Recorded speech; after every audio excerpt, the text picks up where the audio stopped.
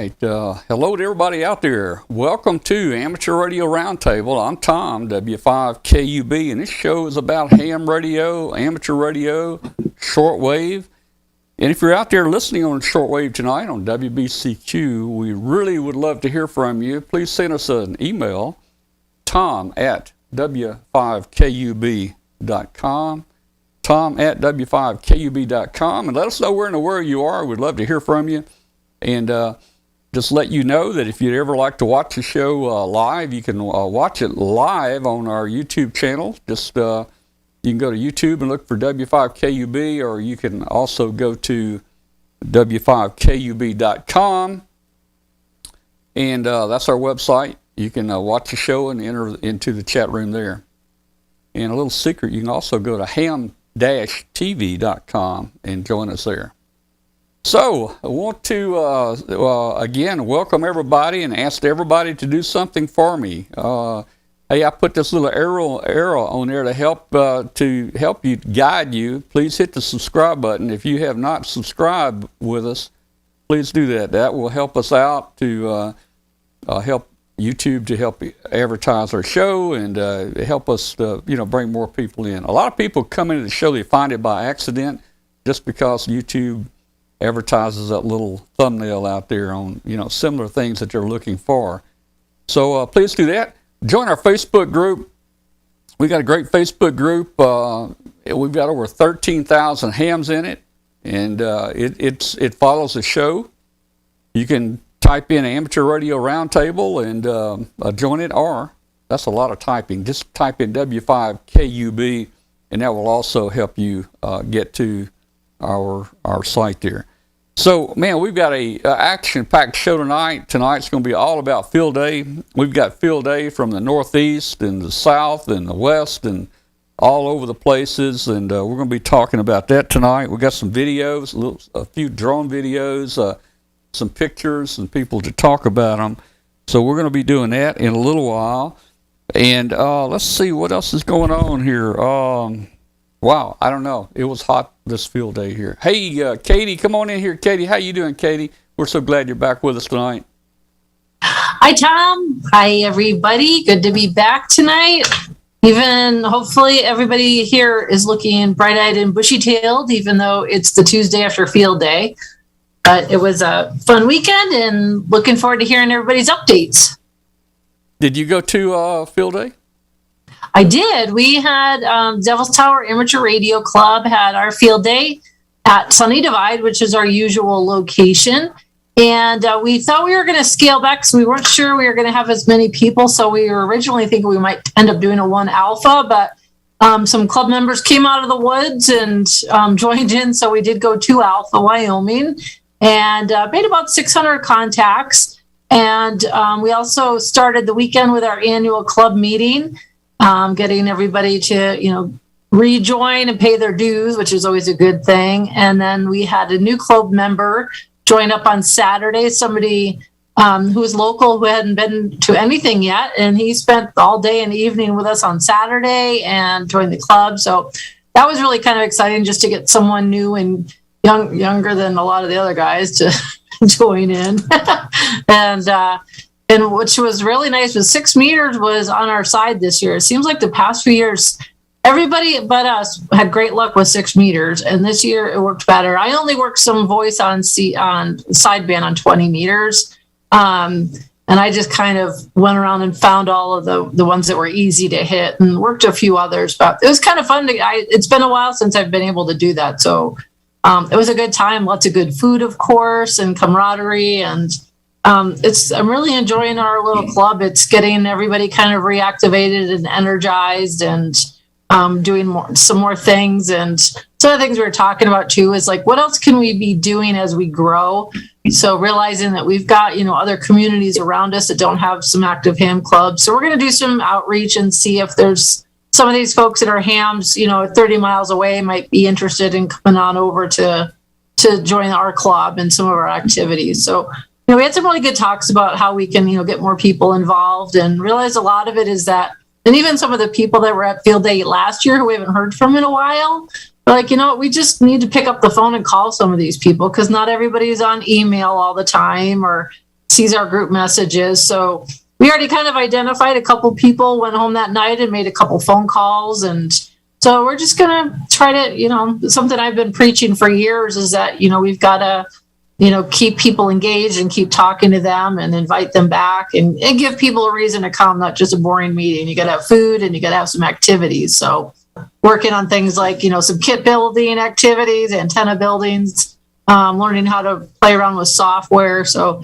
yeah, I think for that reason alone, and just some of the community building we were doing, it was a really good field day. Definitely not like super competitive, and we haven't been doing that for a couple of years, and I think that's okay because it really works good with the group we have here right now.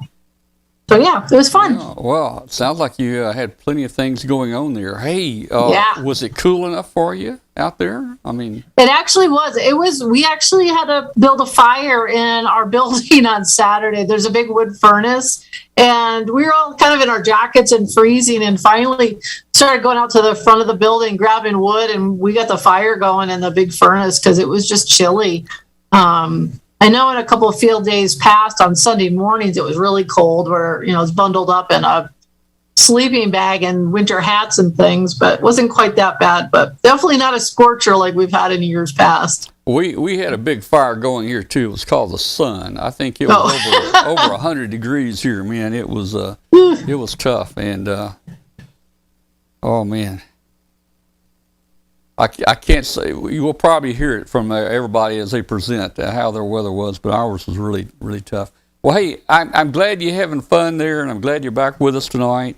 And it seems like a lot of the people that are in the show tonight. I'm glad you guys hooked up again. That's kind of cool. And let's jump over to Glenn. Now, Glenn didn't go to. He didn't get to go to the field day. He went to a cat show. So, Glenn, you got 30 seconds. Go ahead.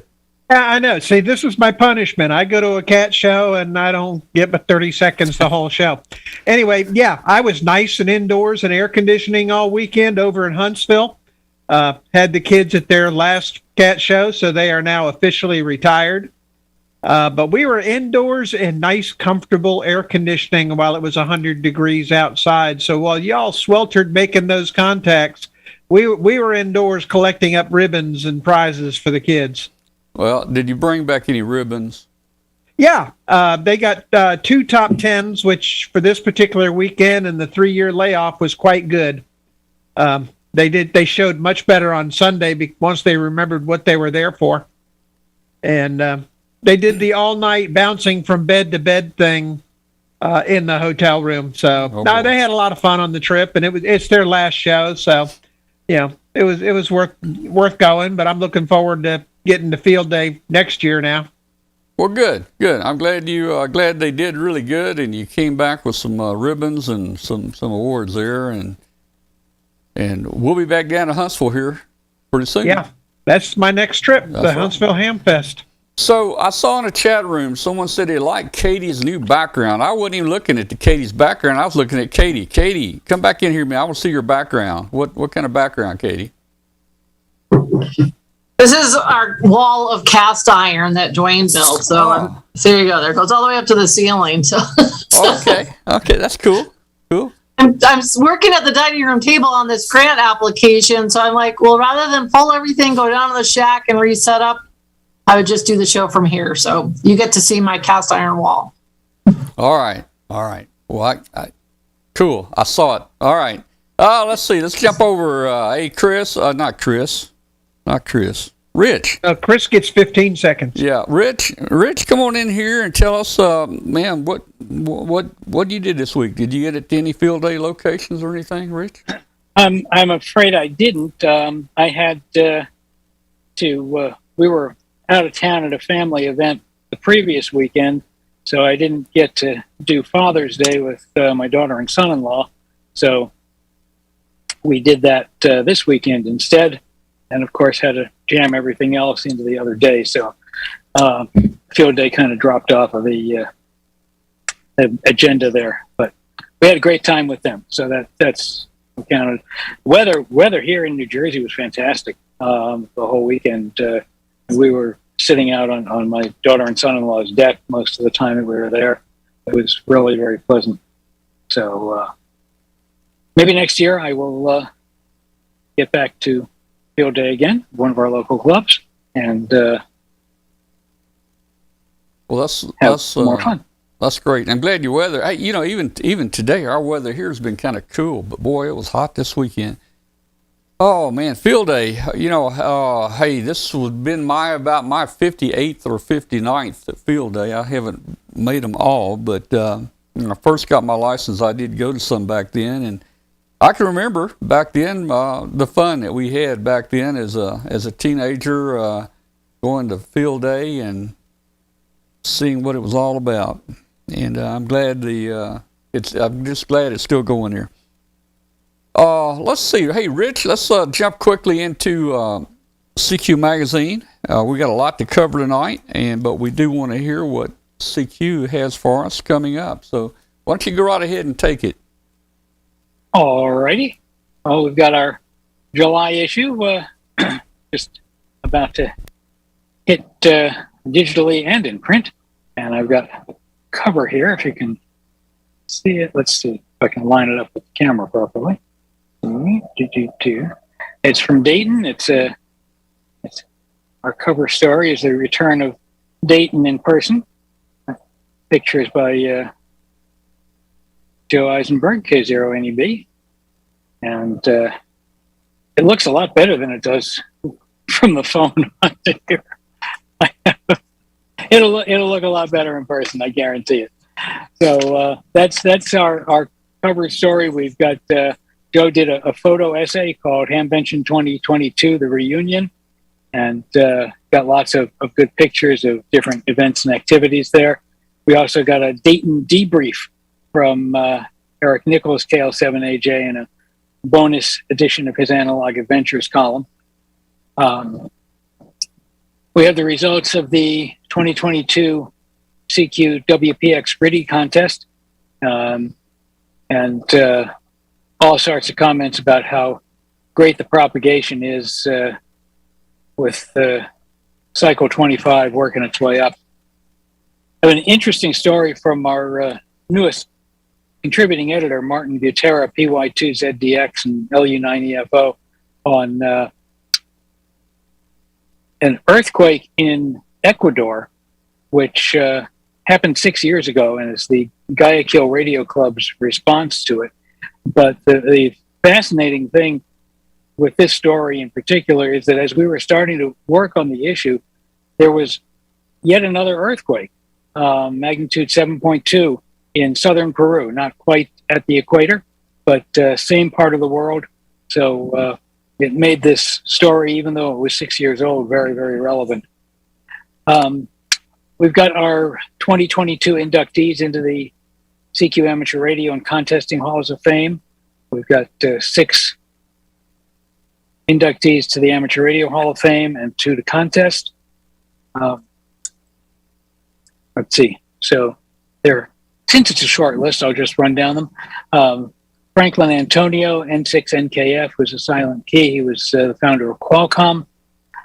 Wolf Haranth, OE1WHC, also a silent key, journalist and broadcaster on Radio Australia International and founder of Austria International, and founder of DocuFunk, Austria's radio documentary archive, which is the world's largest archive on the history of radio. Les Kramer, WA3SGZ, the inventor of lower limb prosthetic devices used by several thousand people worldwide, including 2 survivors of the Boston Marathon bombing. Peter Marks, AB3 X-ray Charlie, who's a physician and FDA scientist. He's the doctor behind Operation Warp Speed. He led the team he still does, leads the team at FDA that reviewed and approved all of the available COVID-19 vaccines, as well as intravenous therapeutics such as convalescent plasma and monoclonal antibodies. Also, Scott Wright, K0MD, who is at the Mayo Clinic. He's also a physician, and he was leading the team that developed the convalescent plasma treatment for COVID-19. And finally, Bob Ringwald, K6YBV, another silent key, who was a very well-known blind jazz musician in Sacramento and co-founder of the Sacramento Jazz Festival. And last but not least, his daughter is actress and singer Molly Ringwald. And in the Contest Hall of Fame, we've got two inductees, David Pasco, AM3T, who is the person behind the infrastructure for the Worldwide Radio Operators Foundation, which takes care of all the log checking and record keeping for CQ contests, several ARRL contests, and others. And then Greg Thompson, K9CT, who is the founder of the North American Collegiate Championship Program, in which college amateur radio clubs compete against each other in the context of larger competition of the North American QSO Party. So he's helping bring young people into contesting. So it's a good crew of inductees this year. We've also got a Green Power for QRPP article. This is a fun one, but it's real, it's legit. AH6CY is writing about powering very low power radios with vegetables, and it actually works. I was at a maker fair where I was sharing a table with a couple of people who had vegetables and fruits producing power. It does work, and he was able to power up a QRP transceiver or QRPP transceiver with potato power. So that's a really cool article. It shows you how you can do it too.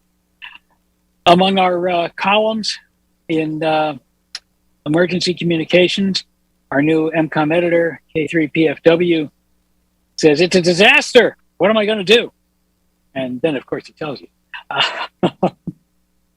In kit building, K0NEB is scratching the surface mount with a 4-state QRP group surface mount dummy load kit. It's a good way to learn about building with surface mount components, because these are a little larger than some of the more typical ones. So it's a good way to learn. We've got 2 articles on antenna traps. Learning Curve editor KO0Z explains how they work and how trap antennas work. And then Gordo, WB6NOA, talks about the importance of cleaning out antenna traps at the beginning of the season, because they get all sorts of gunk build up inside them, and the secret to doing it. He's also got some interesting stuff on a no-holes roof mount for vertical antenna. Really very interesting article. Jeff Reinhardt, AA6JR, in his Magic in the Sky column, has the Dead Band Challenge, which you're going to have to read, with the increasing sunspot cycle, of course. Fewer bands are dead less often, so that's really good. N4DTF and VHF Plus talks about making super high frequencies available to the masses.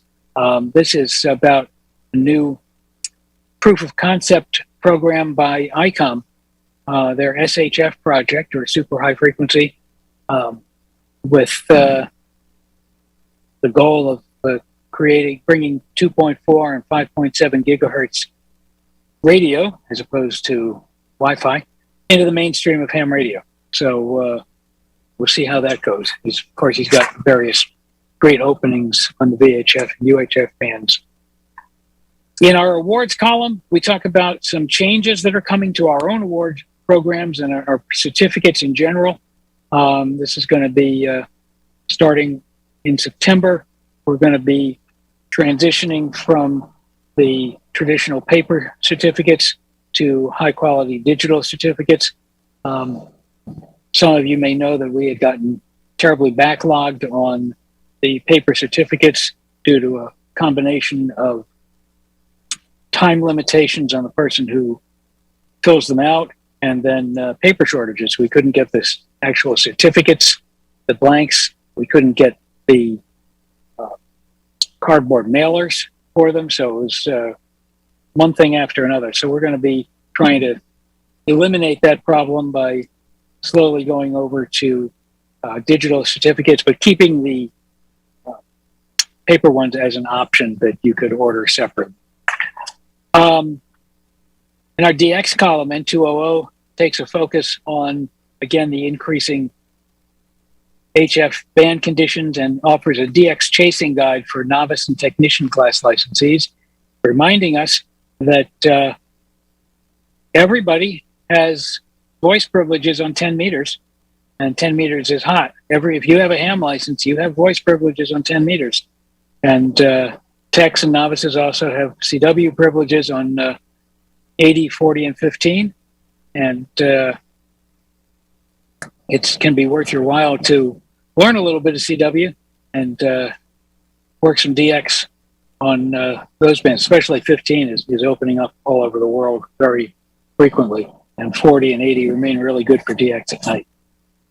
In our contesting column, N3QE takes a look at how many active contesters there really are out there. Fascinating number crunching.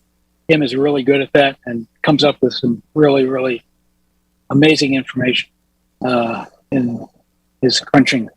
So, and finally, in our propagation column, we've got a look at what to expect for the month of July. And I'll tell you a little secret. The high bands are going to be hot and the lower bands are going to cool down a little bit.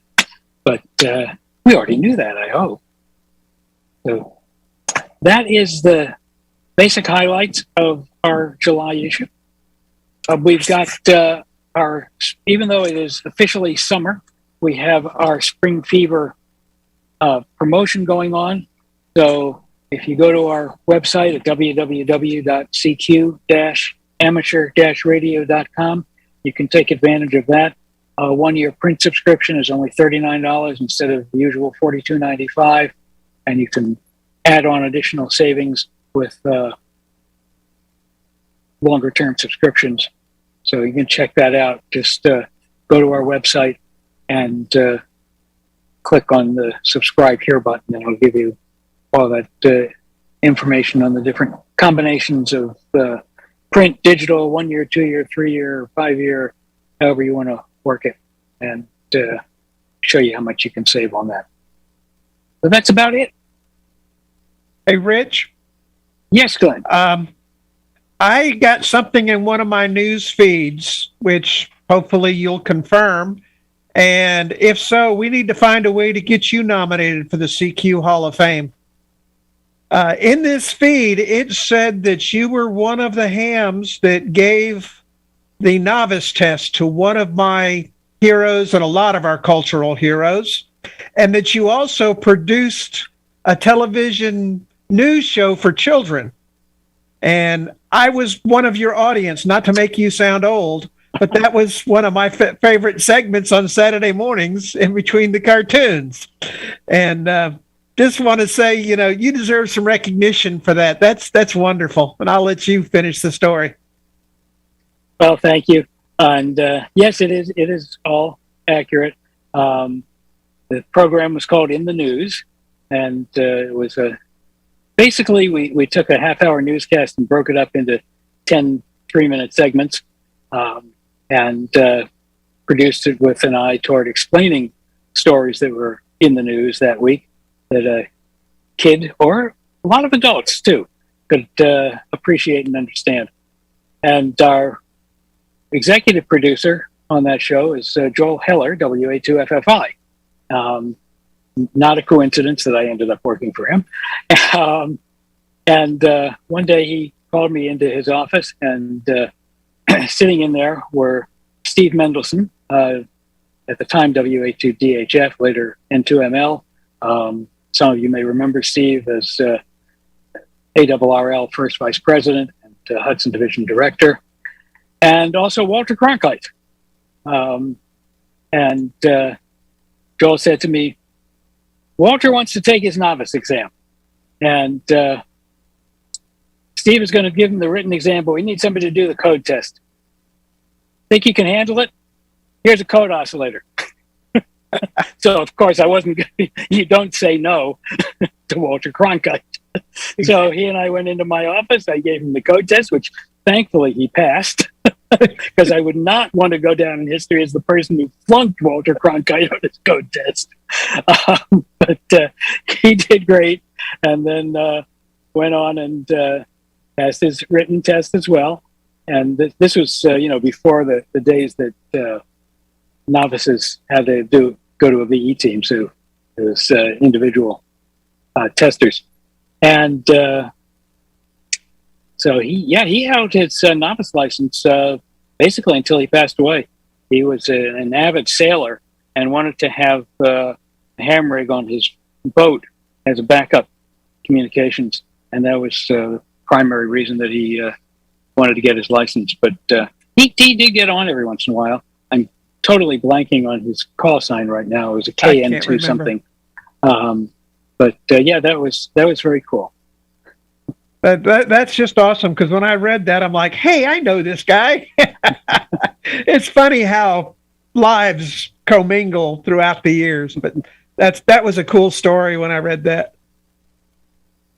It was a cool experience too. Tom, it's all yours. You might want to unmute. I'm on mute. Okay, there we are. Hey, a great story, Rich. And I did not know that about Cronkite here. Wow, man, I'm impressed. Hey guys, don't forget. Hey, get your CQ calendar. Look at this. This is a special calendar, guys. I mean, I want to show you something. Look at that. Look at that. Look at it. Look at September. You're Mr. September. Look at the back cover too. Aren't you on the back cover? Oh yeah, back cover. On the back cover. Look at there. Back you cover. Even got him to keep his shirt on. Back cover right there, man. Yeah, back here. All right. Well, hey, we need to move on. We got a lot to do tonight. Hey, thank you, Rich, so much. You're welcome to stay with us as long as you want to, man.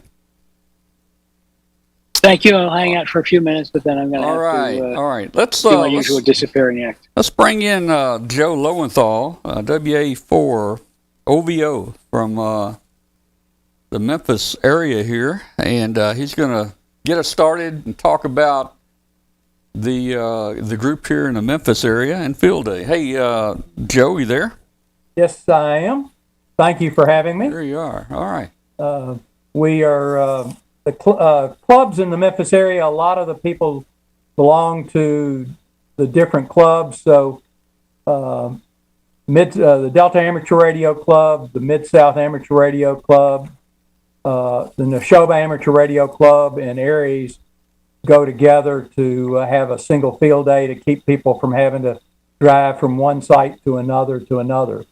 And it's worked out quite well for the last about 10 years. So we've enjoyed it. And this year it was extremely hot and not a lot of people came out. I think we only had about 47, 50 people totally come out. We did have, I think, five or seven visitors in that number. Two of them are girlfriends of hams, and it looks like they will be taking a class. I'm starting a class on July the 7th for 6 Thursday nights that they're going to join. So that was nice to get a couple of more people for the class. We've been real fortunate to have classes going on in the Memphis area for the last, I've been teaching for the last 15 and a half years. Well, all right. Well, hey, I came out here for a while and stayed for a little while, but man, it was so hot. I couldn't handle it, man. And but you guys, you guys stuck with it, I guess. And how did you do out there? Did you make a lot of contacts? We didn't make a whole lot of contacts. 6 meters, the 6 meter station only made 4 contacts. They said it was not good at all. Saturday, and then Sunday, with lightning coming up, we shut down early. We shut down about 10:30 on Sunday. But did make a satellite contact. We had 4 stations, a 20-meter station, 15-meter station, CW, a digital station that was doing FT8 and FT4, and a GOTA station. Well, I came home. I was going to work you guys on 6 meters, but we never made contact. So anyway, I was wanting to at least get you another point. But hey, so we've got some pictures here that Tom.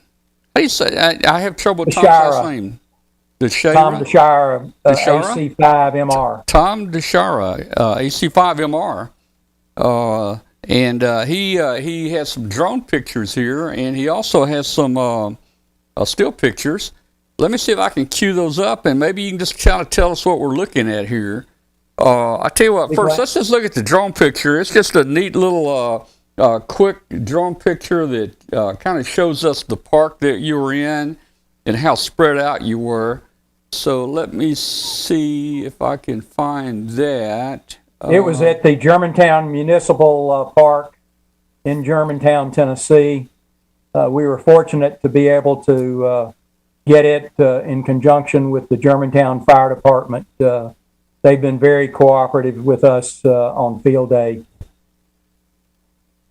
All right, so let me see if I can find it here. Man, I've got so many pictures in here tonight. Let's see. I'll find it. Give me a second here.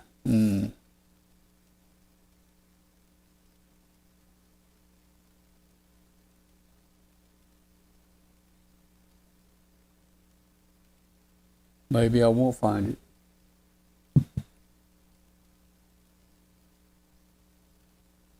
I've got like several hundred pictures queued up here. Let's see. Yeah, we've enjoyed having field day. In the 3 years ago, we had it over at the Horseshoe Show Arena, the Germantown Horse Show Arena, in that area, which was nice because we had an air-conditioned building to go to adjacent to it. This time, we didn't have air-conditioned building other than the library was open until 6 o'clock Saturday. That was nearby. We could go there if we needed to get cooled off, or the Germantown Athletic Club was open 24 hours a day if we needed to get somebody into some cool air. Fortunately, we did not have any heat situation to where people got sick or had to be taken to the hospital. Well, that's great. One thing with 101 degrees. We felt very fortunate we didn't have a problem with heat situation for any of our AMs or visitors. Yeah, I'm loading up the Memphis pictures right now. I had them loaded. I don't know where they went, but okay, here we go. All right. I think I got them here. This is all right. Now I've got the video here, so we'll run the video first. Got that tent that's showing is the digital station. Pagoda we had right underneath the sign is the CW station. Pat Lane, W40QG, was primary operator on it. That's my backside at the GOTA station. Maggie, the dog, was there with one of the visitors.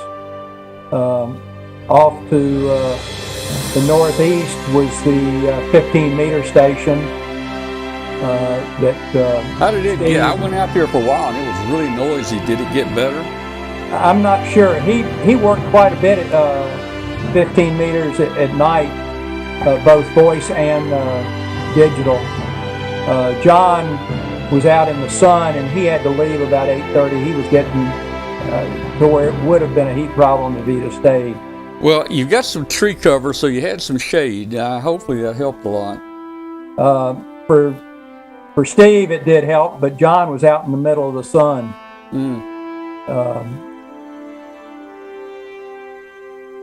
The sky was, it was clear. There wasn't a cloud in the sky Saturday, as you can see. Oh, yeah. And the field, we did have a 20-meter station that was somewhat shaded. that was between the pagoda and the digital station. Well, you had You might area. see the long wire light going across that platform from the lower left to upper right. That was a TN07 67-foot wire that we used for the GOTA station. All right. Well, since I didn't have it queued up properly, I don't know if we're repeating here or not. I It think is we're starting to repeating repeat. again. Yeah. So let's do this. Let's look at the pictures here, and maybe a couple of them are kind of duplicates. If I see a duplicate, I'll switch the digital to it. station. Let's look right here. Well, let's just look at the pictures here. Maybe you can describe what we're looking at here. This is the 20-meter station that. No, I'm sorry. Steve, this is that's the 15 15-meter meters. station that Steve, KK4 VPT, was operating. He was a leader on it. And then this is the pavilion. Had food. Mary Jean KY4FB had that. Off to the left, standing is Pat W4OQG, where the CW station was. Off to the right, past underneath that flag on the right is where the GOTA station was. Okay. Did the Tri-State? Is there a Tri-State group? Tri-State group did not participate this year. Okay. All right. I tell you had a lot of food and drinks out there. That was nice. Yes, and that's looking at the CW station. The information station was in the center of the pavilion. We had everybody get signed in when they came out, or tried to get everybody signed in. Yeah. Fortunately, we had some fans that made it bearable. Oh yeah, yeah.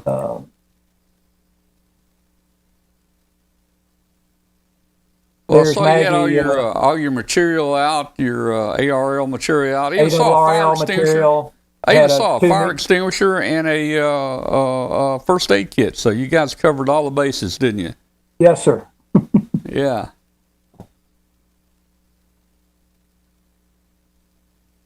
There's John again with the digital station. He was operating totally solar. All the power and everything was solar. Mm-hmm. Even his fan.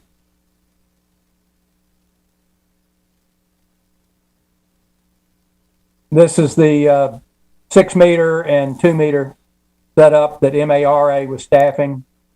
Billy Freeman to the left, KL7B, I believe his call. Rick Tillman, WA4NVM.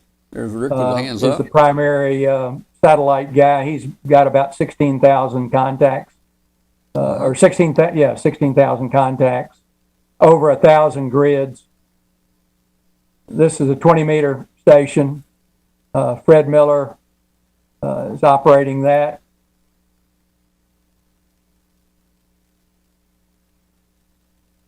There's Steve again at the 15-meter station. Well, I'm even in this shot right there with the blue shirt. Look at there. Yeah.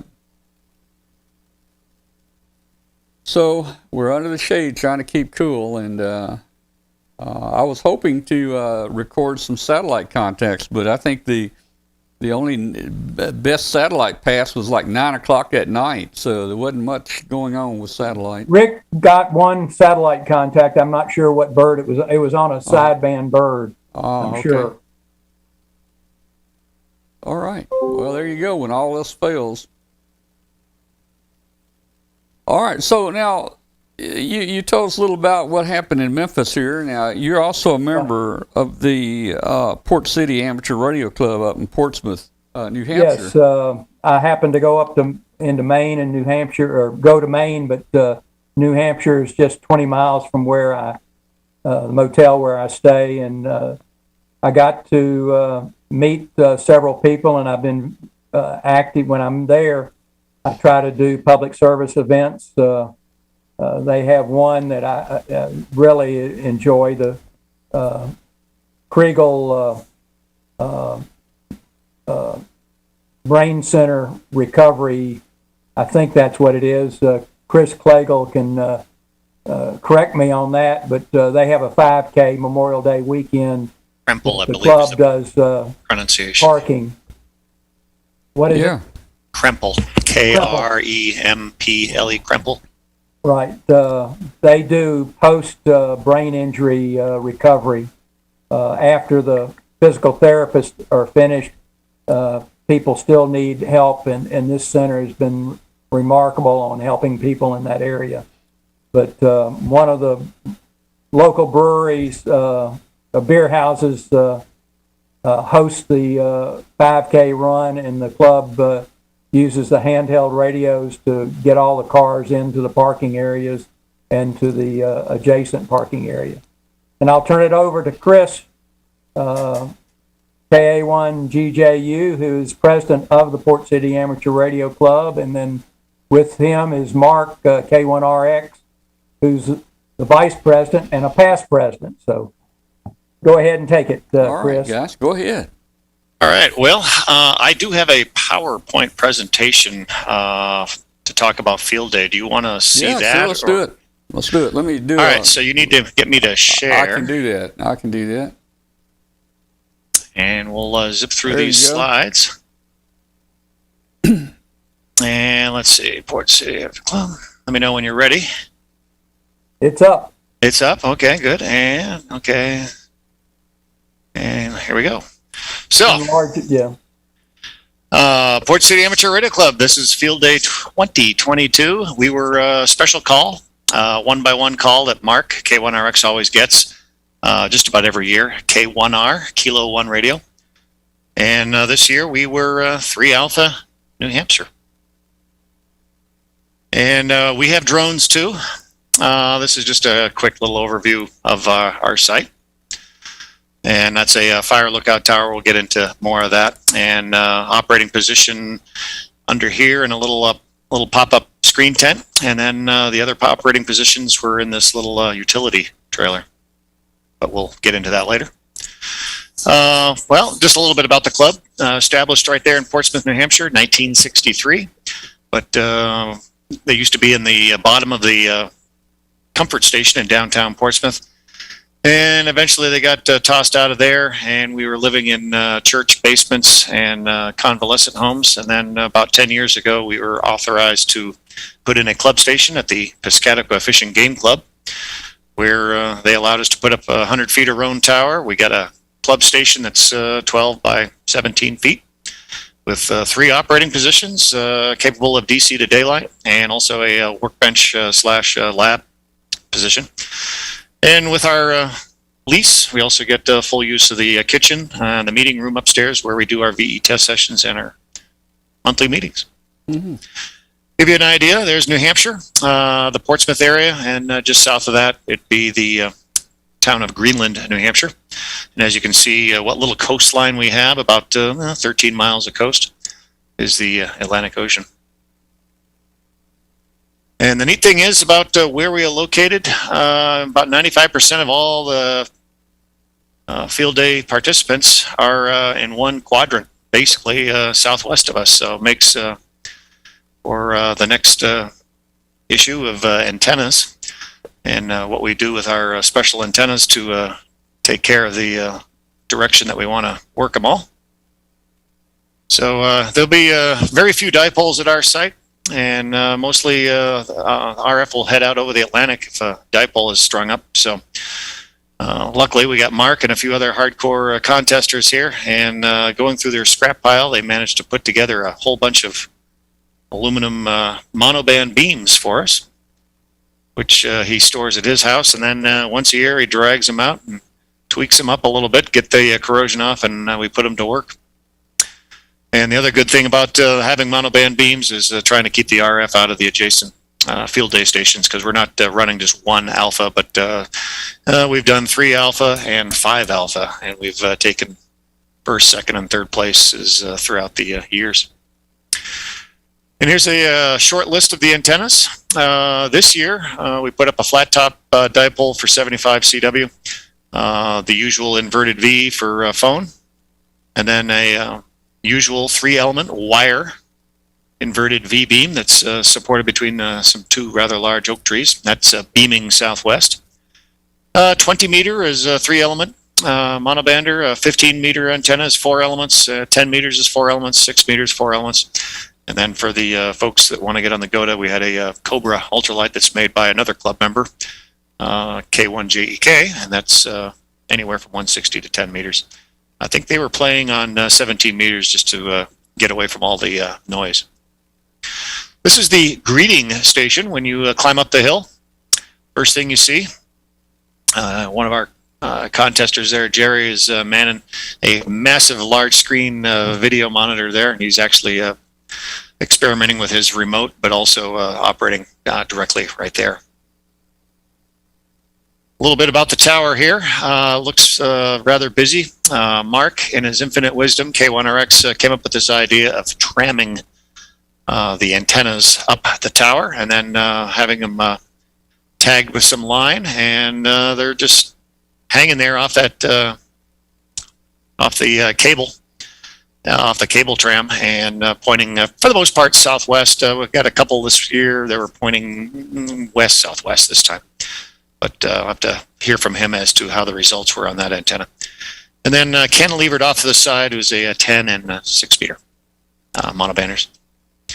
And now you can see the 15 meter that's facing west, and then the big 20 meter monster near the top of the tower. You see my mouse movements? I do. Okay, thank you. Mm-hmm. And the 40 meter 3-element wire beam is just about invisible to the human eye in photos, so I kind of took my magic marker here and made some lines, but the yellow is the support ropes. And then there's the 3 elements, obviously the driven element right there in the middle. And we use a couple spools of that Mason's twine that you buy at your local big box store, and those lines go all the way down and tied off to the corner here to here and over. You can see actually one of them right there. And the others, they have little water bottles tied to them, and somebody with a real strong arm throws them out in the woods. It's the best we can do. That and aiming a little more west of southwest, but obviously these all operate with bandpass filters. Obviously, if you're 1 alpha, you're not required, but since we're operating more than one transmitter, these little gems also help. And then it gets down to the operating radio. We get little problems with the entry-level radios, which we experimented with a couple of years ago here. But our contest gurus in the club have lots of experience in various radios, and they've always mentioned to us and urged us to try different radios and figure out what works. Another thing good that's very handy to have actually is the modern radios now are all USB interfaced, and for logging purposes you can have accurate logging with the exact frequency that you're running, and also your computer can do all your voice and CW memories, and operator just sits there and hits a couple of F keys for sending CQ or replying back. And also with the higher end radios, you get better receive filters, roofing filters, and also a little bit cleaner on the transmit side. And if you study, was it Rob Sherwood's notes on field day and other multi-transmitter operations, he gets really big into transmitter noise, which is seems to be a problem. Our receivers are really, really nice, but unfortunately a lot of the radios out there have lousy transmitters. So we're still in a work in progress, and this year we used 2 TS590s S models and an ICOM 7600, which belongs to the club, and then a ICOM 756 Pro 2, I believe it was. Mark can correct me on that, but I never got to sit in front of that one this year. And for those of you who are going to ask about the 7300, we tried that years ago, and that did not work. It just locked up, or not locked up, but it just was overloaded with the other transmitters, even though we had filters and monoband antennas. So not a good radio in a environment such as our busy little antenna setup, because our antennas are technically, some of them, well, in the years past, were only a couple of feet apart, and that gets to be a little problematic. And the other thing is getting a decent field day site. This is a drone view of Stratham Hill, Stratham, New Hampshire. It's about 288 feet. There's a little survey marker right underneath this camper. And then we got this nice little fire lookout tower that's 60 some odd feet tall. So that prime location has a lot of history, I found out, and looking at it up today. But it's in a 70-acre park and 288 feet, as I mentioned, at the highest point. And it's full of walking trails, dog parks, Little League diamonds, basketball courts, and soccer field, and stages for concert. And they also have one of the Stratham Fairs is there in July. But the neat thing is that fire lookout tower, which was built in 1931, was donated to the town back in 1973 with the idea that should they ever need it, they would have access to it. And, well, we use that tower to support the antennas very well, as you can tell.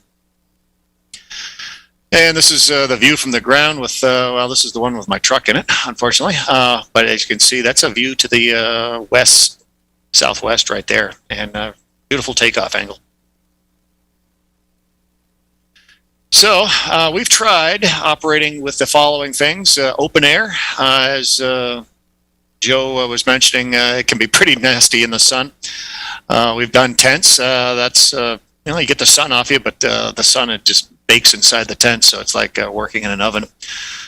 We've done the RV thing. That works very well. Comfortable seats and air conditioning.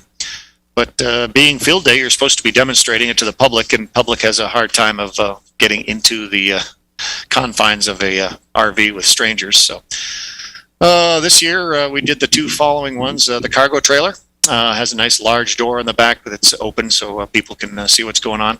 And then the big pop-up screen tent, and that's real easy access for folks to see what we're all doing up there on that hill, making noise.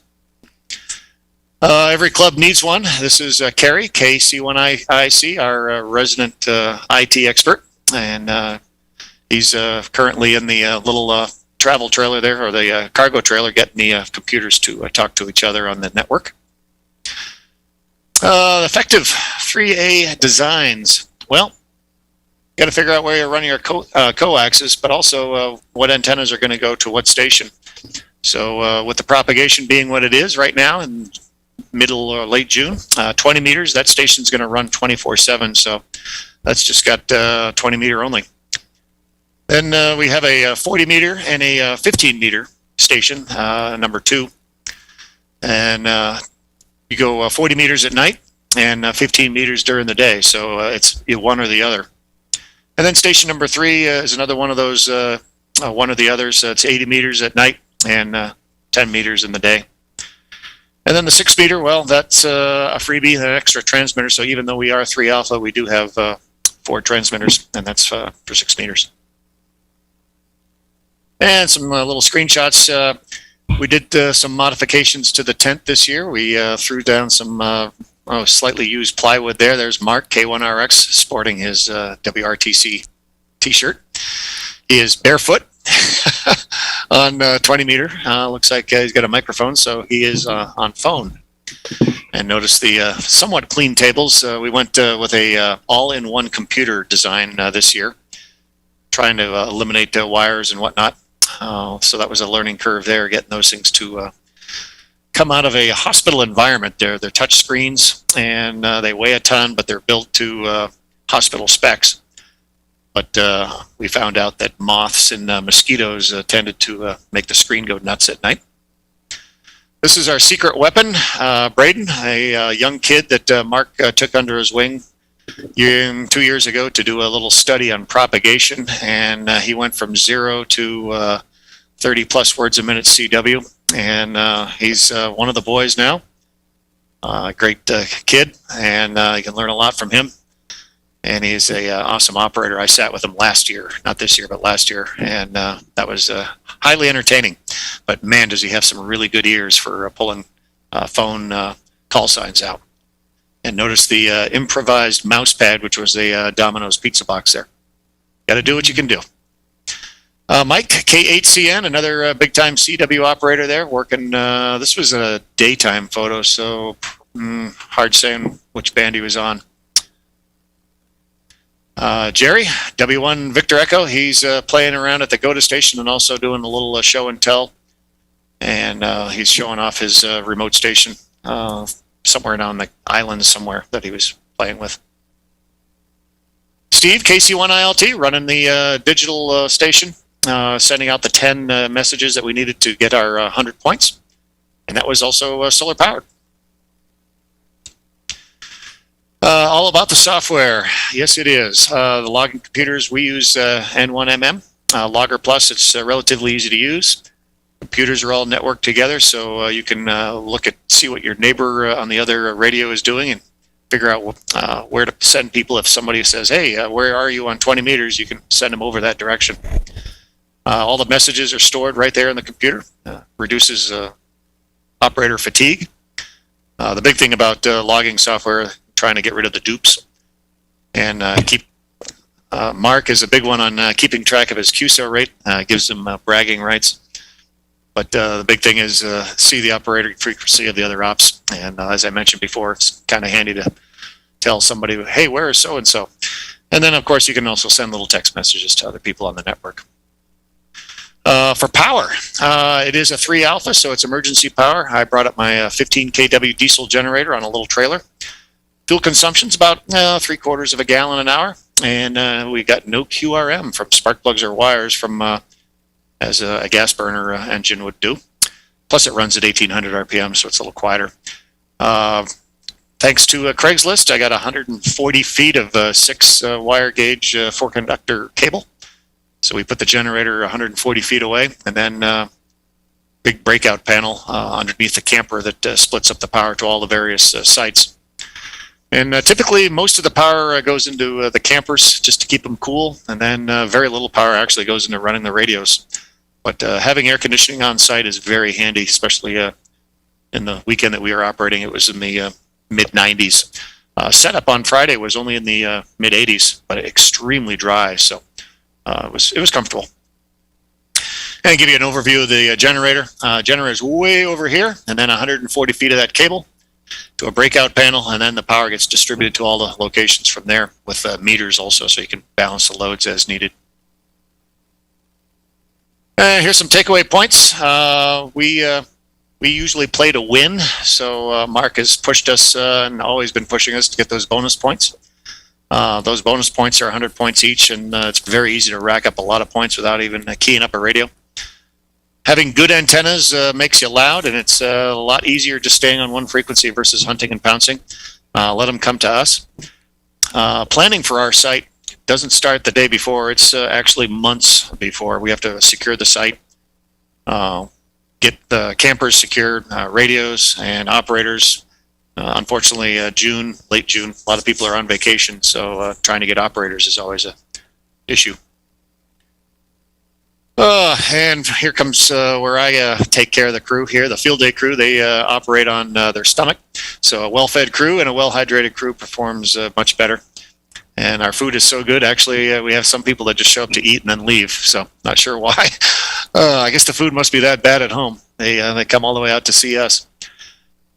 Being familiar with the radios, that's always helpful. And we have a software training session, usually the Wednesday before a field day, so we get people familiar with the radios and the software. And also a little bit of propagation helps and keep up that QSO rate. But one of the important reasons, Stratum Hill, we're away from any power up there for the most part. It's quiet, no electrical noise from power lines or other QRM. And that's the takedown crew. We're pretty exhausted. It was mid-90s. Some people have already left, and that was our usual photo of the takedown crew. All right, that's what I got for y'all, and I shall stop sharing, send it back to you. What do you think? Wow, I mean, you guys have really got it all together up there. You got a nice site. You got some great antennas. Looks like you got a lot of planning that you've done. Well, it's all And, thanks to Mark. Did I miss the part? I've been doing a few little things behind the scenes here. Did I miss the part? Did you have any food? Oh yeah, we had food. Lots of food. I made ribeyes marinated with Adolph's meat marinade. You just add water, and that stuff just falls off the fork. Oh, you're making me hungry already, man. A ribeye would be really good about right now. Oh, gee. Well, we've been threatening lobster tails, but I think lobster tails are too chewy. Yeah. I'd go for the ribeye. I don't know. You do lobster tails, and I may come up and work 20 for you. Oh, there you go. Sign that man up. Yeah. Yeah. I guess I'll send it over to Mark. Is that what you want there, Tom? Yeah, let's just let Mark jump in here. And Mark, Mark, was it you that had? Let's see. There was another subject that we thought about tonight. I don't think we're gonna have time to do it tonight. But what was it? A radio sport. That was it. Radio sport. Oh yeah. By the way, and good evening to everyone who's tuned in tonight. And it's been quite interesting to see everyone's field day operation. Just a couple points on the Port City Club on the GOTA station. We did something a little different. We kind of we had foregone the point generation that comes with the GOTA. The objective was if we found some public interest, we would introduce them to some QSOs on the work bands, obviously not involved with field day, to kind of not overwhelm them initially. And then if we found someone who was really interested and wanted to get on and, really jump into the excitement, then we would point them to the other stations that was, involved with the more serious field day effort. And that was the strategy there. Make one point on the WRTC event. I was actually a director in 2014 where I was responsible for the antennas and the towers, coax, all the antenna structures, etc.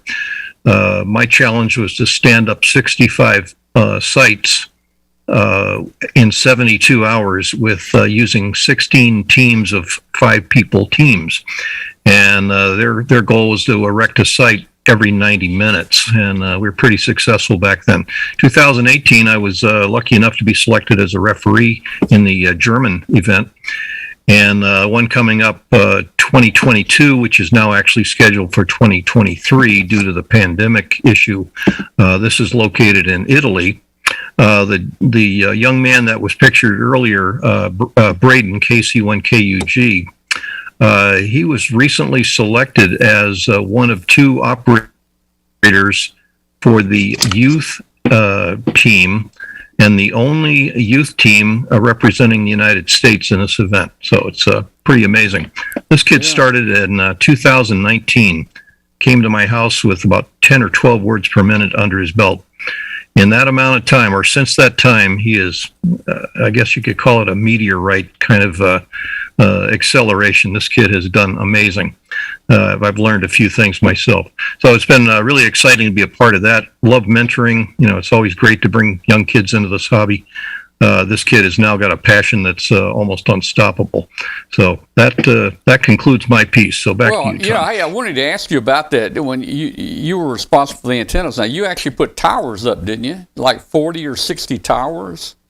Yeah, we put up 65 towers, and there were 40 feet of Roan 25 using a falling derrick technique. The group, or the directors, and there were 10 of us involved in WRTC 2014. We actually put together a bid or a proposal, I guess, to the antenna companies, and we went to 3 or 4 antenna companies, and we had some specific goals, a certain weight level, the speed in which these antennas could be assembled, et cetera. So I was all a part of that. And but the real challenge was to stand up 65 towers for this event in July of 2014. And it actually came off quite successfully. It was a real highlight for me in my ham career. Would you like to come back on a show one night and just talk to us about that? And let's spend a lot more time about it. I think it'd be an interesting subject. I would love to. Thank you for the invite. We'll do that. I'll get back with you and we'll schedule out. And it sounds amazing. And I think a lot of people have a lot of questions and would like to really learn what you guys do there. Well, thank you so much for that. And hey, let's see, that was Chris. Thank you, Chris, for the presentation there. We've got 2 or 3 more field days to go through, and we're trying to pack it in here into our allotted time tonight. So we're going to move on. Thank you guys so much for being with us. You're welcome to stay with us the rest of the show if you want to. We probably will not be opening I don't know if we're going to open Zoom or the phone lines tonight or not. We might if we have time. We usually do that in a section that we call after the show, but we may not get there tonight because our show is running a little late. Let me just say, I wanted to just mention to everybody out there that you are listening to or watching Amateur Radio Roundtable. It's a show about ham radio, amateur radio, and shortwave. Many of us got our start in shortwave listening. And if you're out there listening on WBCQ, shortwave 7490 tonight, we'd love to hear from you. Send us an email to tom@w5kub.com, tom@w5kub.com. Please hit the subscribe button. If you hadn't hit the subscribe button, please do that. I'm showing you right there where that button is. It should be somewhere around that arrow right there. So please hit that and join our Facebook group. We got a Facebook group of over 13,000 hams. This is a great Facebook group. Just go to W5KUB. Now, a lot of people want to be my friend on Facebook. I use Facebook, my personal Facebook, mainly for my close family. I don't have many on there, and I surely don't want 13,000, 13,000 friends on my personal Facebook account. So you can find me on W5KUB. I'm always there. That's where I'll be. So please join us there. All right, we'll be back in just a minute. We're going to go to Russellville, Arkansas, and we're going to talk to the Arkansas River Valley Amateur Radio Foundation. Boy, that's even worse than Amateur Radio Roundtable. John, we'll be with you. Thank you very much for having me. We'll be with you in just a minute. We'll be with you in just a moment. Okay, sure. So stand by there, and we'll be right back in just a minute. LDG Electronics provides state-of-the-art antenna tuners for every amateur need. From QRP to QRO, fixed stations, portable and remote, an LDG tuner will match your radio to your antenna using our lightning-fast, proprietary tuning algorithms. LDG is a family-owned and operated company dedicated to bringing innovative, quality products to the amateur market. All LDG products carry a full 2-year warranty that is fully transferable. Support is only a phone call or email away. We're always here to help you. Visit us on the web at ldgelectronics.com. With a powerful and high-quality Icon base station, easily cut through the pileups and get that contesting edge. Our popular IC705 portable, the IC7300, and the IC7610 SDR transceivers are the clear choice for DXers and contesters across the globe. The IC705 is a perfect transceiver for hams who enjoy both the great indoors and outdoors. This base station provides features and functionality at the tip of your fingers in a portable package. It covers HF 6 meters, 2 meters, and 70 centimeters, and is weighing in at just under 2 pounds. The IC7300 is a high-performance, innovative HF transceiver with a compact design that will far exceed expectations. This innovative HF transceiver digitizes RF before various stages, and it reduces the generated inherent noise in different IF stages. This is a radio that changed the way entry-level HF is designed. It has RF direct sampling, 15 discrete bandpass filters, a large 4.3-inch color touchscreen, real-time spectrum scope, and an SD memory card slot. The IC7610 is the SDR every ham wants. This high-performance SDR has the ability to pick out faint signals in the presence of stronger adjacent signals. The ICOM 7610 is a great sampling, software-defined radio that has changed the world's definition of an SDR transceiver. It has RF direct sampling, 110 dB RMDR, independent dual receivers, and dual digit select. For more information, visit www.icomamerica.com/amateur for more information on ICOM radios.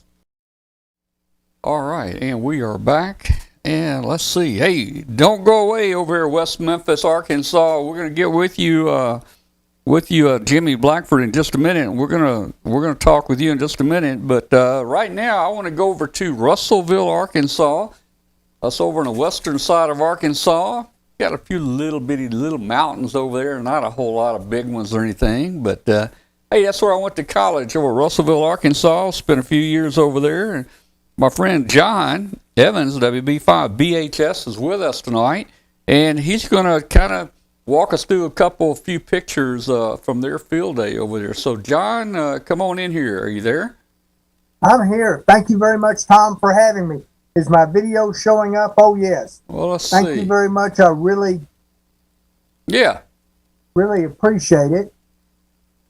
Let me And get this out of the way anyway, here. chose the. I'm John Evans, WB5 BHS. I'm the president of the Arkansas River Valley Amateur Radio Foundation. And anyway, I chose the winter motif on our on the presentation, so that way it won't be so painful when we're talking about our field day. So as you can see, this is the heat index that they had on the local news at 4 p.m. On field day afternoon, and it was 105 in Russellville, Arkansas, the heat index. And you see other places around the state, 113, 110. So it was really hot. We ran 3 Alpha, and we had about 28 people come to our field day. So we had a great time. This is the picture of the pavilion where most of the activity took place. This was kind of the hub of our field day. This is where the digital station operated from. This is where the food was located. This is we had the fellowship, and we also had our training exercise in that area. Let's see. This was one of the where we were sitting around just getting started. Left to right was David. Next was Charles and Tom and Daniel. And this was just us getting ready to get started before field day. And the air temperature was about 102 degrees. This is Mike, KG5YTY. Mike was a artillery commander in the Army. So he was in charge of having the launch mechanism, and he launched all of our antennas over the trees, and pretty much took care of setting up everybody's amateur radio station, and especially their antennas for the field day. Oh yeah. This is the CW station. One view of it. If you'll look, we used a 15-meter Yagi. This particular antenna only weighed 4 pounds, and just right next to where the mast is for the antenna, that's a screen house where the CW station was operated. So here's a rundown on some of our stations. This is the CW station. This is Dave and Dennis W5RZ. I'm sure you know him, Tom. They ran a Kenwood TS590 and the 15-meter beam. And then they had some type of secret ladder line antenna that was somewhat resonant on all bands, and that was a Nick Kennedy WA5BDU and W5RZ special antenna design, and obviously it works real good for them because they make a ton of contacts on CW. This is Dave. This was the first time for him to ever work CW with a real paddle. You know, he's a straight key guy, and now he's using a paddle. So a little bit of a learning curve, but looks like he got started with it. This was in our training session. this is me, and I'm with Mike, KG5YTY, the antenna launcher guy. You can see the FTH station that we use to run the digital, and it was a Yaesu FT891, and sitting there with the back to us is the Kenwood TS570. So anyway, our Polk County Office of Emergency Management OEM folks were real nice. They always loan us an RV or their trailer, and that's what they did this year. And this trailer housed the sideband station. If you'll look just right to the right of the door, it's real hard to see. I'll move my cursor around there. That is the antenna that we used for the network to network all the different stations together. This is inside that trailer, and this is the sideband station. Steve W5QC is on the left, and to the right is Mike, KG5YTY, and they're running a Yaesu FT450, and they're using a off-center fed dipole, and they use that antenna for the whole field day, and they were able to operate all the bands, and I guess they used the tuner that was in the radio. They never had any tuning problems. That the off-center fed did real good for those guys.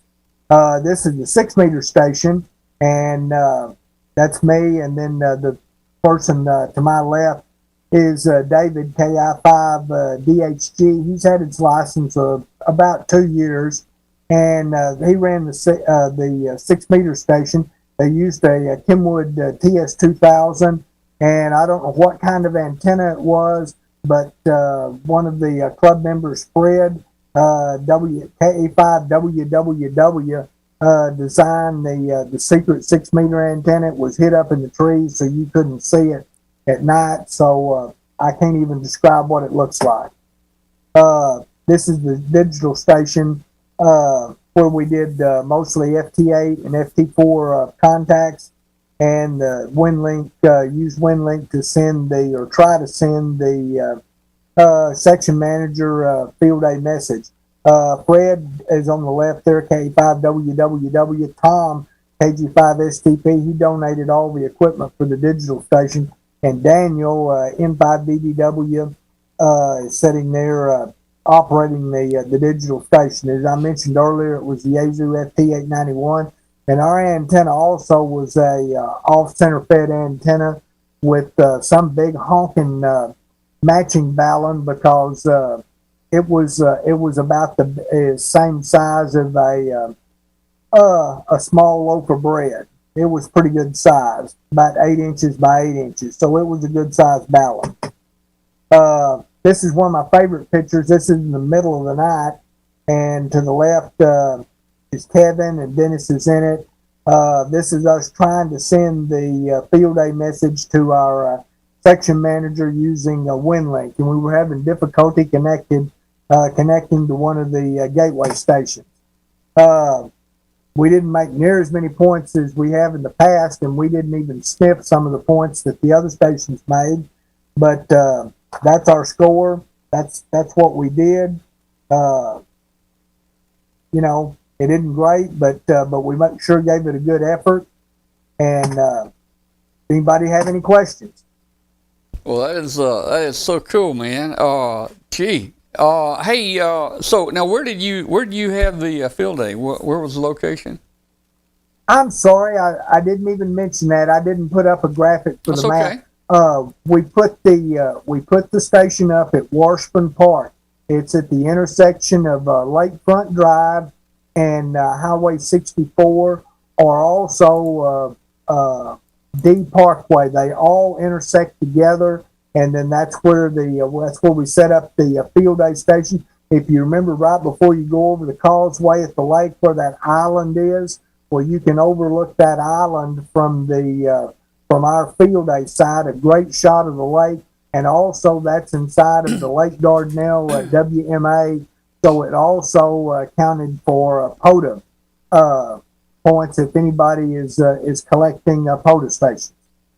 Yeah, well, I wondered why. Have you guys ever considered having field day on top of Mount Nebo? Yes, we used to do field day on Mount Nebo. They started out doing it on Peterman Tower. It was a fire tower, just like the one you just saw, except it was on White Oak Mountain near Appleton and Hector. And then after several years of that, we moved it to Nebo, and we always did field day from Nebo for years and years. And just there were a little bit of logistics problems with Nebo, but a lot of the club members didn't like to drive up and down the mountain after dark, so that's why it was favored to have it more in a centrally located part of just downtown Russellville. Well, guys, for people that don't know what we're talking about, Mount Nebo is a little mountain over there, and it's like a plateau on top. It's flat, and it's about 2,000 feet high. And it's a great place over here for like the VHF contesting. A lot of our guys from Memphis go over there for VHF contesting. And but up 2,000 feet up there, that would be a great place to have field day to put some antennas up. And I know what you're talking about. The road, it is a very curvy, steep road that goes up 2,000 feet. And it's tough. I don't think a lot of people would want to drive it, especially at night. I don't think kids want to drive it up here. But hey, nice feet. view. You can see the Arkansas River down there. You can see the lock and dams there of the Lake Dardanelle, and just a beautiful place over there with all the lakes and the forest around it. And one of these days, I'm going to come over there for you guys' field day and join you guys. Oh, that would be wonderful. I want you to know you're more than welcome. Yeah, like to get over there soon, and we'll surely do that. Well, hey, man, I'm glad that you were able to come on tonight and bring the pictures and talk to us about it. I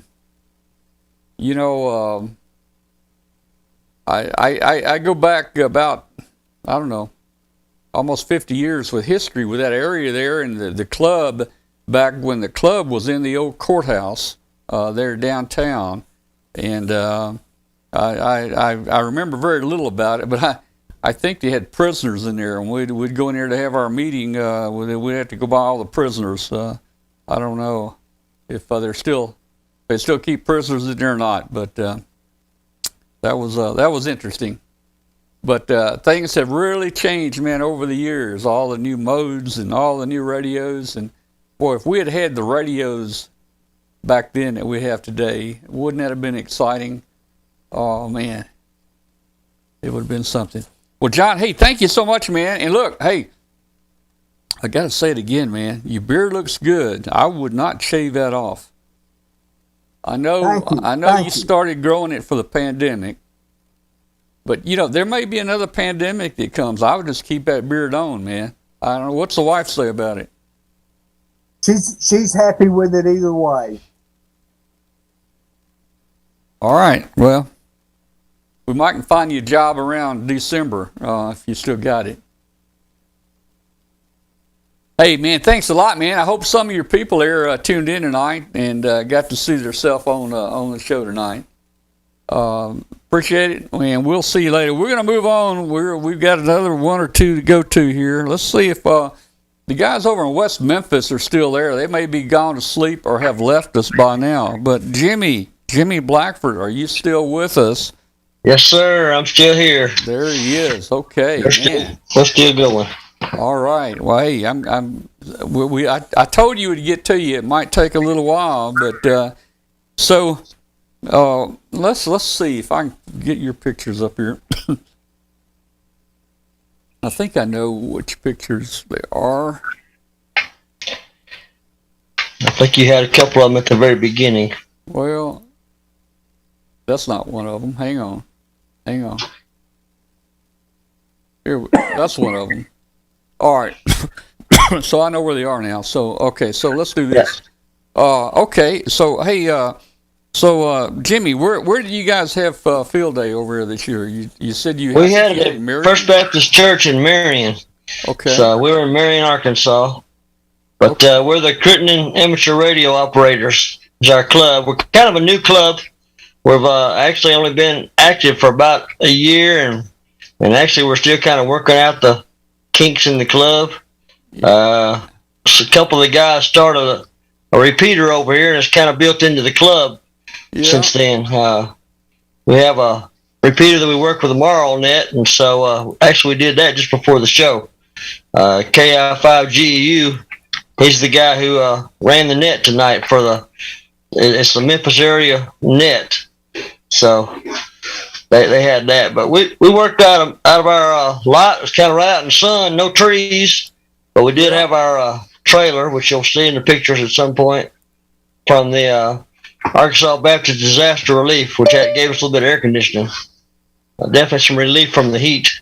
Right. It was about 101 degrees at least. The guys in Memphis know they're the same kind of temperature.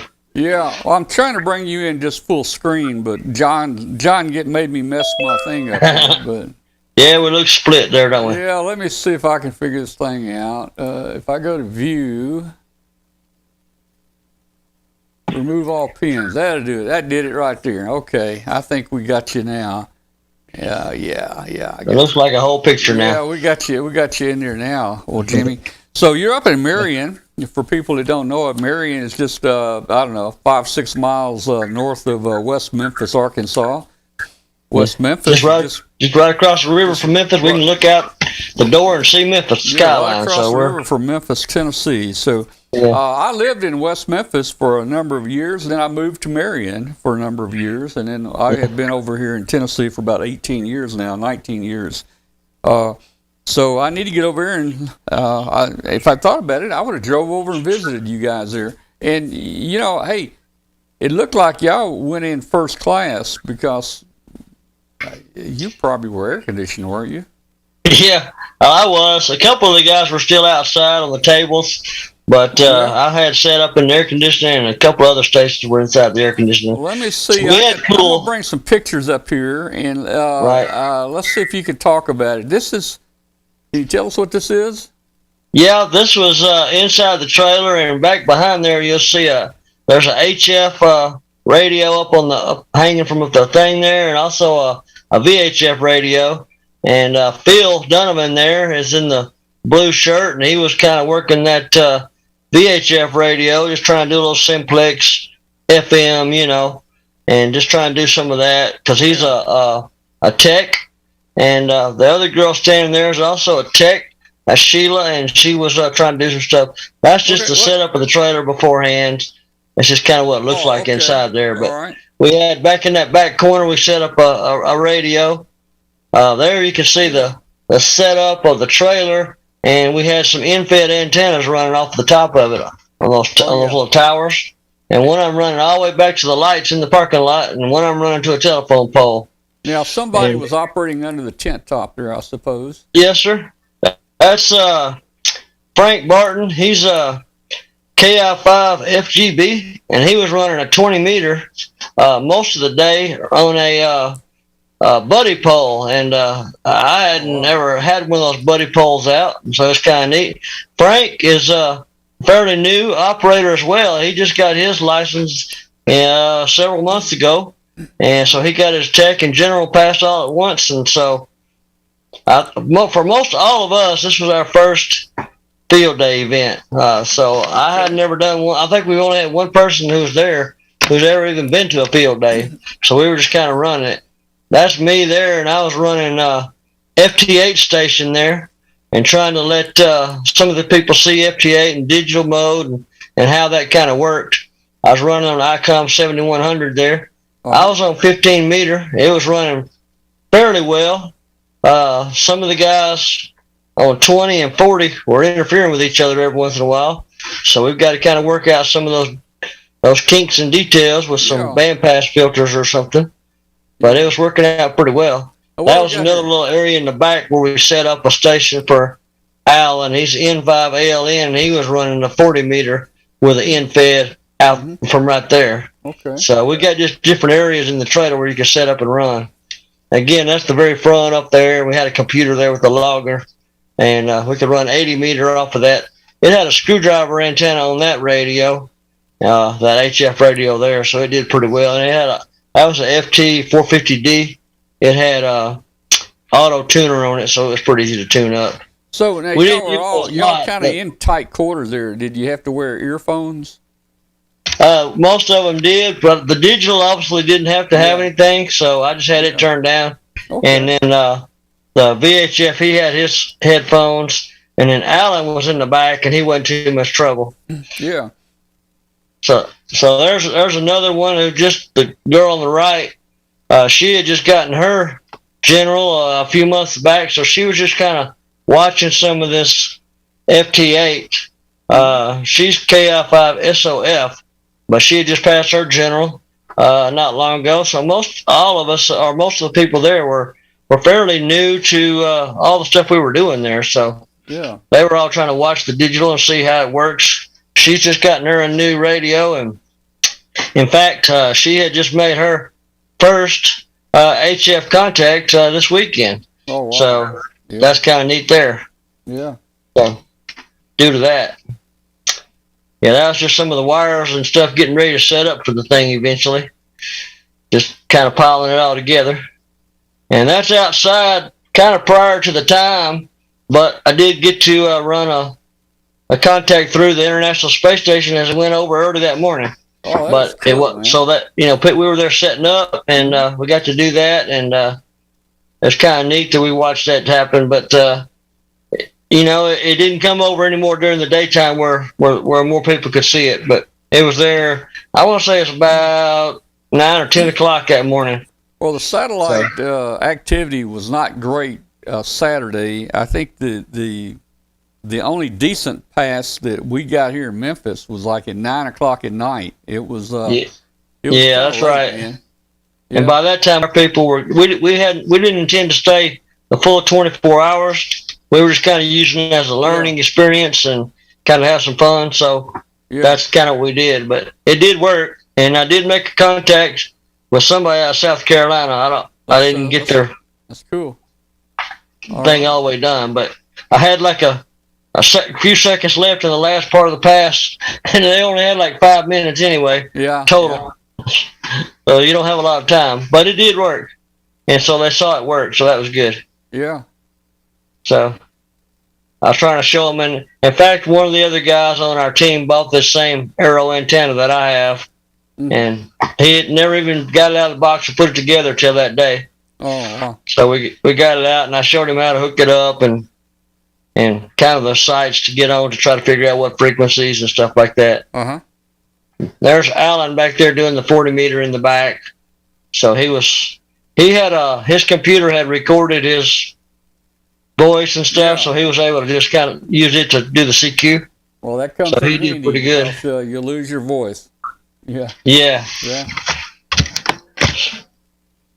That's the buddy pole he had set up, and of course back in the background there you're pretty much looking at Walmart and Memphis right behind that. So Oh, yeah. he was kind of aiming it that direction, so he kind of got, we're in the middle of the country, so we can kind of aim whatever way we want to. Oh, yeah. You get something. So I guess he can just go out there and turn it by hand and, yeah, he said I didn't get to see him turn it, but he said there's a way to turn it. Yeah. I guess from in the bottom there's like a little thing that unscrews. Mm-hmm. So you can see those antennas on all four corners of that trailer there, and a solar panel up front. I intended to move the generator around back, but it was so quiet we never did mess with it, so it just stayed there all day. Who provided the trailer? I had the trailer. It comes from Arkansas Baptist State Convention. Okay. It actually is owned by the church, but it's a Southern Baptist disaster. It's actually a communications and incident command trailer. So some of the radios are built into the trailer all the time. Okay, and you kind of work in that area. You helped us out on our last big high altitude balloon. You're a tree climber, and Yes, sir. you climb. That's what I stuff do. like that. Disaster relief. I do chainsaw work during all the hurricanes and tornadoes, and we do climb trees. We're one of the only ones in Arkansas that do.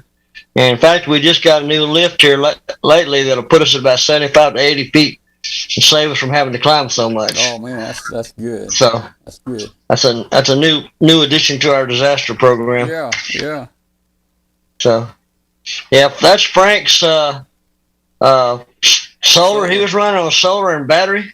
He never did connect to the generator at all, but he ran on that. He had like 120 watts of power there, and it pretty much kept his radio filled up, or his battery. I doubt if he even used much off the battery at all, because we had a pretty good sun. Yeah, but he had to keep moving. He had to keep moving in the tent because the sunlight in the morning. Yeah. He's got about every 30 minutes or an hour. He'd have to pick up and move about 4 or 5 inches.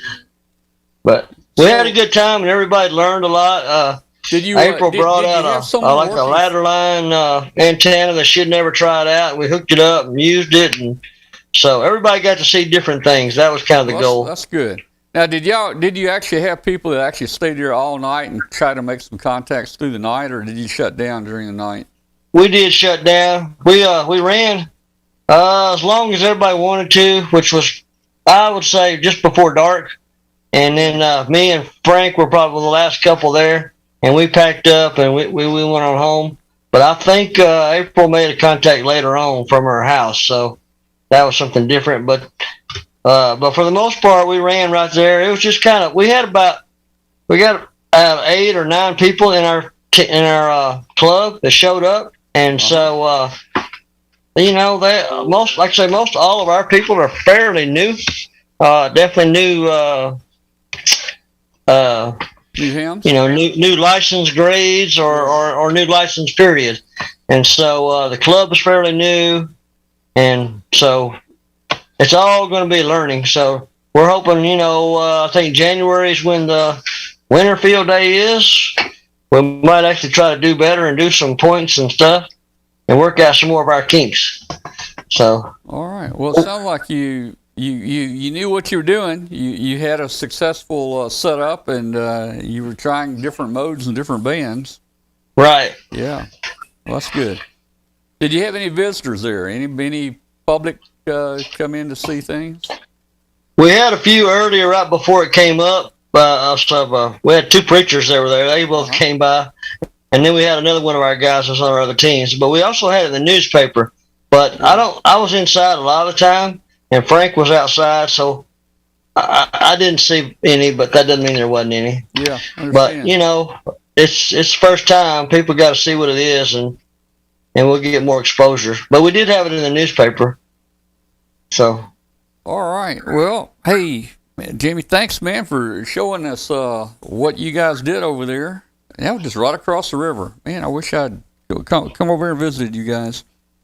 That'd have been, at least you'd have had air conditioning going. We didn't have it over here. At least you can sit down in air conditioning. Yeah. Well, maybe next time when you get ready to release a balloon, we'll release a balloon during one of these things or something. We'll do that, man. We'll do that. Well, hey, thanks so much for showing us that and telling us all about it. So, all right. So we've got one more here that Alan sent, our Tech Tips guy, Alan. But you know what? I'm going to hold it and let him show it next week. Alan actually set up on the site of Marconi. This is the historic site where Marconi had his equipment and an antenna and did his first transatlantic contact. And Alan actually set up antennas, and he operated all by himself at that location. And he's got a nice video. We'll look at that next week. So we've got just a few minutes left. I'm going to go ahead and I'm going to open up the Zoom in case we've got a couple people here that would like to join us on Zoom here. So I'm going to put the Zoom link in the chat room right now. And just click on that link and you'll be on the show with us. Here we go. So let's see if anybody else would like to join us there. Please click that link and join us. I had a couple pictures here. I know Bill, WZ1L, will join us here probably in a minute. I've got a couple pictures from Bill that he sent me. One was a testing picture, and one was... I think of the a field day up there. See if I can pull this up.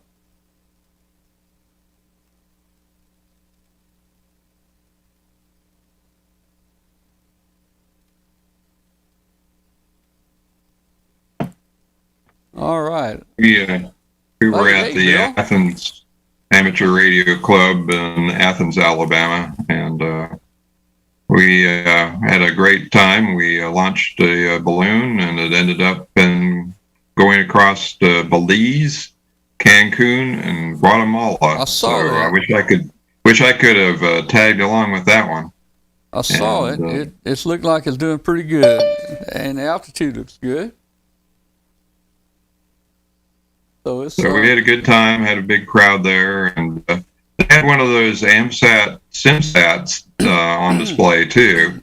It's they have an actual Pico satellite, and they actually had the a simulated satellite that uses the Pi Zero.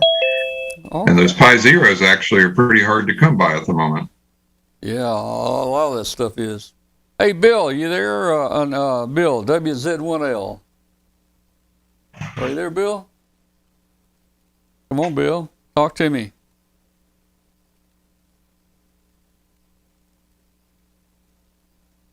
Yeah, he'll be here in a minute, I think. Well, hey, you're doing good. I've been following it down here to through across the Gulf and down to Belize, and it looks like it's going to kind of take the same route that ours took. It's going to make a circle down here and come back up in the U.S. And boy, we're going nowhere fast. I don't know about this one, but we're going nowhere. We had one launch from Fayetteville, Arkansas. That was a girls' STEM class of a camp, and it went to Mississippi, did a little circle, and then headed towards Huntsville. It's almost to Huntsville at sunset. So yeah, the wind patterns are really wacko here in the middle of the summer. I'm gonna pull up the Hab Hub here real quick. Let's look and see what the latest Hab Hub says where we're going.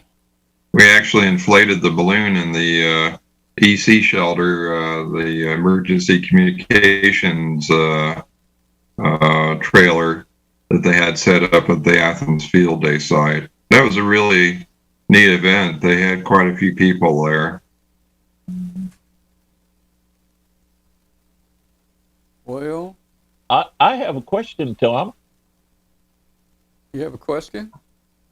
Yeah, it looks like 112 is doing a roundabout and heading west again. Well, it is kind of heading west to south. Here it is right here. Let me get it on the screen here.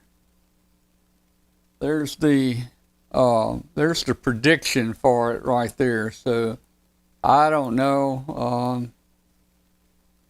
We're at 49,400 feet, so it's not getting It looks much like wind. it kind of gets more. It's pulled in behind the fronts. Kind of just sucked on in to follow the fronts. Yeah, it's let's look at the entire trip here, and you can see it's all messed up here.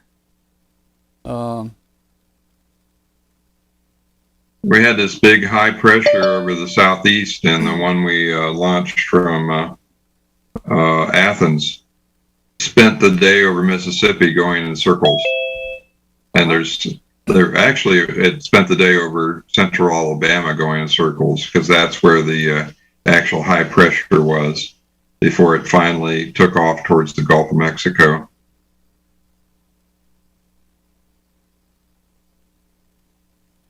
So yeah, you'll get trapped in those vortex, and you'll be spinning in circles for a while. It's been interesting flying above at the 50,000 foot level. That's typically what nobody basically has done in the past years. But you sure don't go anywhere. It's not as much fun as seeing it cross different countries and Yeah, but you don't have to worry about the storms as much. Well, yeah, but I guess what we're looking at mainly is just I just kind of go for longevity here to see how long it will stay up at the 50,000 foot level, because it's sure not going anywhere. It's It's just barely just poking along out there.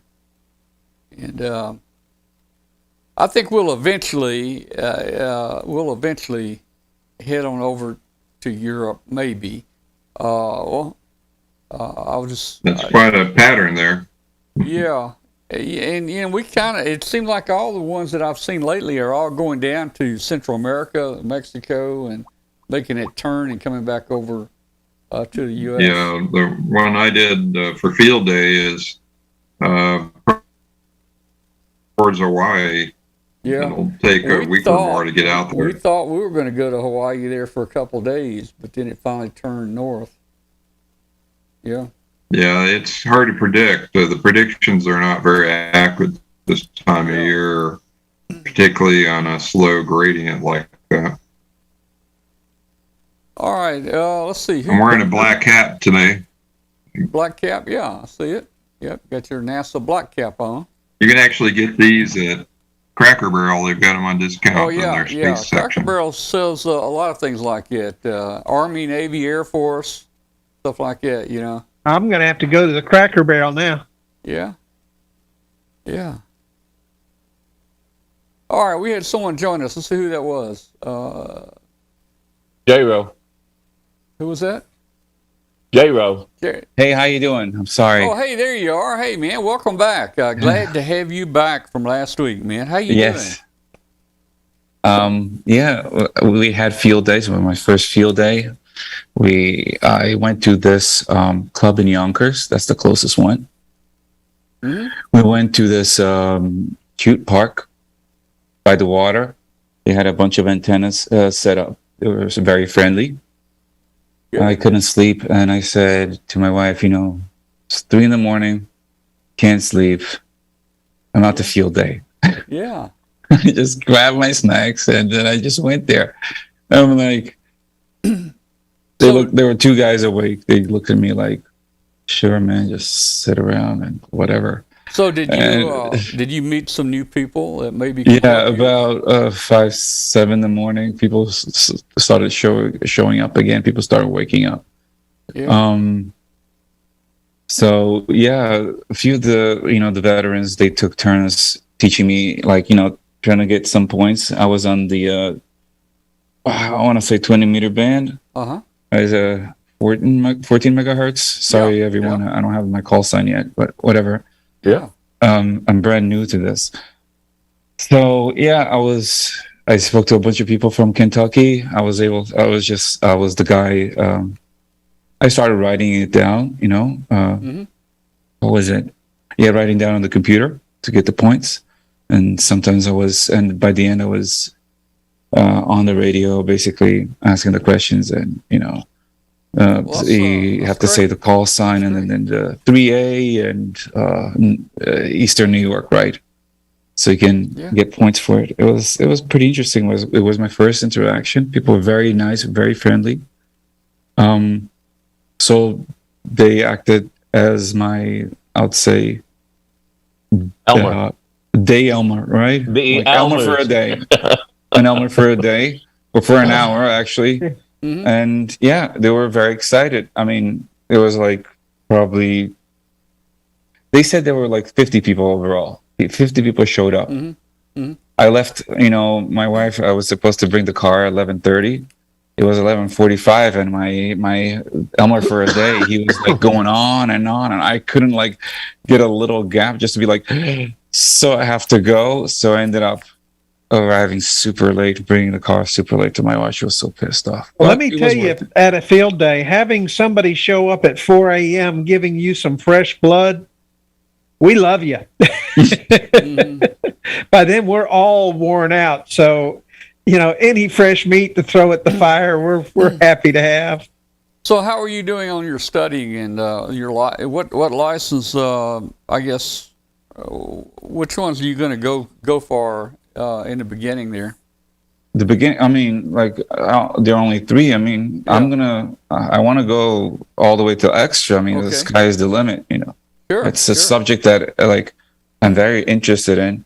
I spend a lot. What are you using to study by? Well, so right now, I go a lot of Wikipedia study about the full spectrum and what they're used. I find interesting. I find even beyond the spectrum for ham, I find interesting. Just also the astrobiology, astronomy part of it. I find it very interesting. But I've been using the YouTube channel. I think it's called Ham Radio 2.0. They have like a preparation classes for the technician exam. So I'm already on my second lecture. Had to review a few times. Okay. Hold on a second there. I would start taking sample tests at hamstudy.org or QRZ.com has a study sample testing.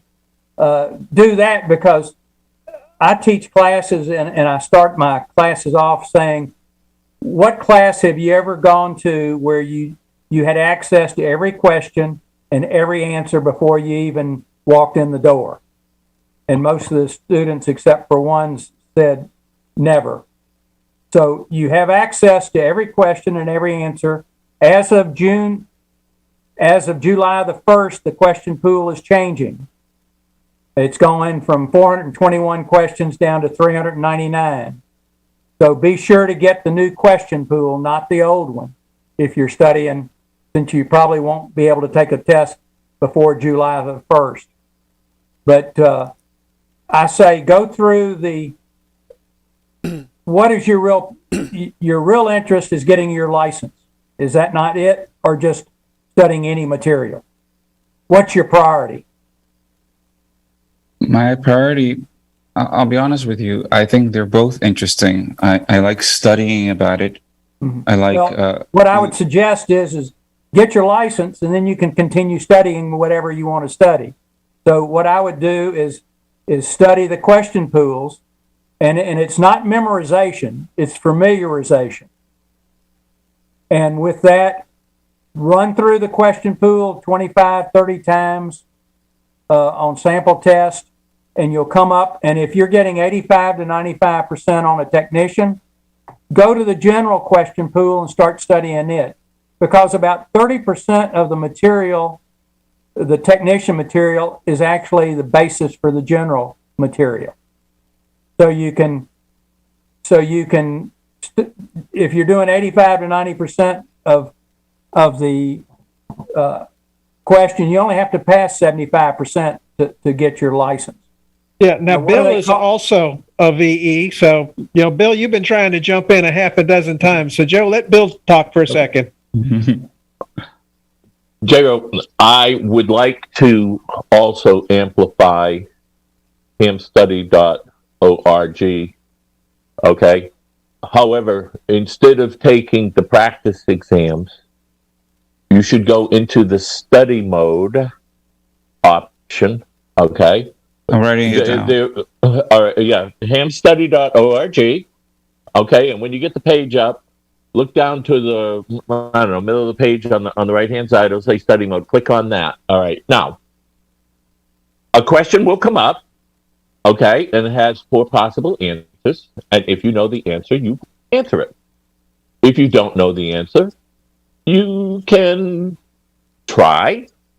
Or if you really, really, really want to get a narrative explanation, on the question box in the top right corner, there's a little fidget up there. You click on it, okay, and you get a narrative answer with the actual answer in there. All right, and as my friend Joe over there says, you go through this, okay? You want to be at least 85% or greater, okay? Now, I don't know if Brooklyn is back doing in-person exams or not. I did an in-person exam for field day, but I have 257 remote test sessions that we do on the weekend, okay?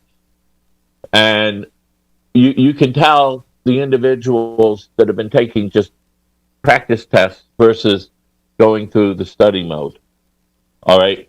The new books, as Joe says, okay, are available as of July 1st. They are at the ARRL, and I believe Ham Radio Outlet in Delaware for you, okay, would probably have them. You want the spiral bound book, okay, and in the back there is the full question pool, okay, and if you attempt to get it, answer a question, and you look at the question number up there, it has in parentheses the appropriate answer for that. I have already printed all of the questions, all the Okay. question pool. With the new- I do that. I just didn't have time to mention it. I do this usually on the weekends. I printed them all out. I have been going through them. All right, so you're Which talking question about the pool? wait a minute. You're Question talking pool for the about technician. you're talking about the one. Okay, if you go to ncvec.org and look on the right-hand side, you're looking for the technician question pool from 2022 to 2026. Okay, that is the new pool, and as Joe says, they've reduced it from 425 plus or minus down to somewhere between 319 and 413 or whatever. I don't know. I was talking with Maria at ARRL, and she goes, "Oh, we didn't really change that many." Yeah, right. It's 399 questions that are current. Yeah. So that is my suggestion. If you really want to learn things, okay, if you go to youtube.com/W4EEY, they are using the current technician book. But I can tell you this right now, Jero, the information doesn't change. Okay, only the questions that they would be asking you. So if you learned things, you know how a transistor works, or what a capacitor does, or this, that, and the other, they explain everything. Okay, and they go through the current question pool as of July 30th. But as you say, you have the question pool, so you can actually go and try and answer those questions after you watch the video. There's something like 8 videos, I think, with a review. Chapter 4 is where the math is. You go to Wally World, okay, go into their school section there, get a calculator, Texas Instrument TI-36X Pro, okay. Because figuring out questions and stuff, it's more or less box over box rather than doing trigonometry and all that other stuff. It more or less keeps everything, on an even keel. Hey, Yeah. Bill. And one thing that you can do here, Thank you. there's a way you can cheat this. And not really be cheating. No. No. It's a test-taking method that really works, particularly with these ARRL tests. You've got 4 answers. 2 of those answers are so bogus that you can spot them. So if you don't know the answers, look for the 2 that don't make any sense and throw those out. That leaves you with 2. So you got a 50-50 shot. If you have to guess, go with the one that your gut tells you. And that will generally, get you through the hard questions. If you're looking for an exam site, if you go to the hamstudy.org in the upper right, click on testing. It'll list all the different type testing locations. Some of them are in person, but some of them are online as well. So it depends, and some of them are $15, some of them are $14, some of them are, I think, are $10, and some of them are nothing. Just depends on which volunteer examiner coordinator is doing the testing for that test session. JM, it sounds like you're on your way. I think you're doing the right thing there. You're serious about it, and hey, it's great that you got out to field day. And thank you for the feedback and help. Yeah. Hey, we're so glad you're with us tonight again. I think last week was your first night to join us. Hope you keep coming back. Hey, just real quick, guys. We just got a couple minutes. Actually, we're signing off shortwave now. Good night to everybody on WBCQ on International Shortwave on 7490. We Enjoyed having you. Thank you. Hey, real quick, Bill, you want to tell us? Bill sent me a couple pictures, I think, of his field day. Bill, tell us real quick here what we've got here. Here's one of your pictures. Okay, so this is the North Shore Amateur Radio Association, or NSRA. It is in Peabody/Danvers, Massachusetts. The current site that you see there is the Topsfield Fair grounds, where they actually hold the Topsfield Fair and everything else. But we had a little section over on the back there. All right, they are currently pulling up the tower that they had a tri-bander on for 10, 15, and 20 meters. Okay, now, this is after dark, okay? I spent maybe 20 minutes there. It was, the mosquitoes were unreal, so really? I didn't stay too long. But the one on the right is the sideband station, and the one on the left is, I believe, FT8. So we were using N1 Mickey Mouse for logging software. Okay. Do you have the test session there? Yeah, it's Oh, coming wait a minute. up. No, all right. No. All right. So this is what it was like during the day when they were setting things up. Oh, wow. Okay. And they still had 2 more tents to put up after this.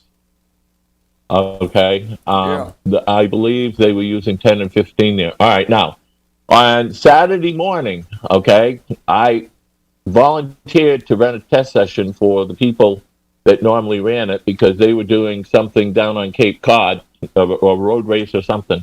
All right. I was told I had 2 candidates. Well, if you look in the picture, I have 6. All right. And if you look on the right-hand side, you'll see a gentleman with a blue shirt. Okay. And next to him is a young girl, 8 years old.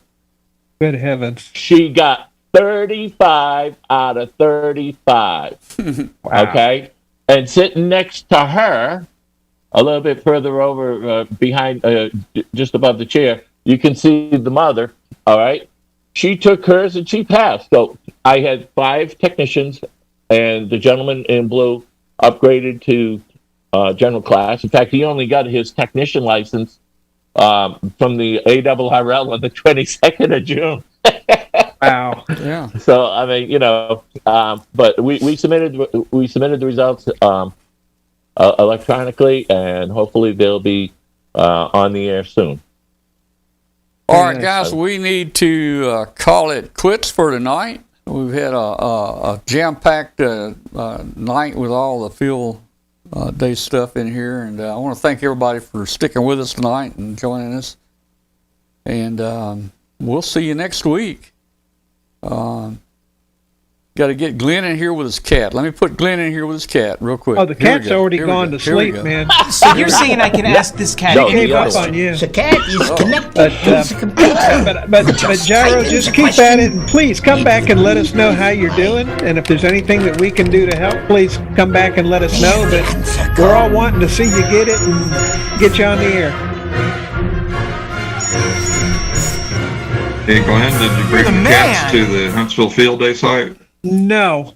On the way home Saturday, I was so worn out. We just went straight to the hotel and collapsed.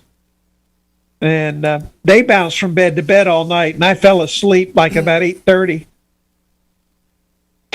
But What happens when your children don't know enough to go to bed?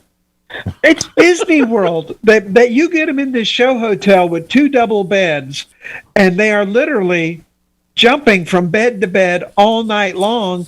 So by the time they get to the show, they're going to sleep all day. And but no, they had a good show. The 3 years of not showing really, showed how much rust they had. They were not real comfortable on Saturday, and then Sunday they really settled out and started showing off really good. But it was fun. It was a good trip for them. They needed the run. That was their last show, so they won't be going to any more cat shows. And I say they won't be, but there's always a cat show that begs for extra entries, and we may drag them out to one of those. Vegas. You're going to have to get two beds in a room that they can just have a playroom where they. Oh, you mean a suite? Get a suite? Yeah, just get a suite and give them the other room.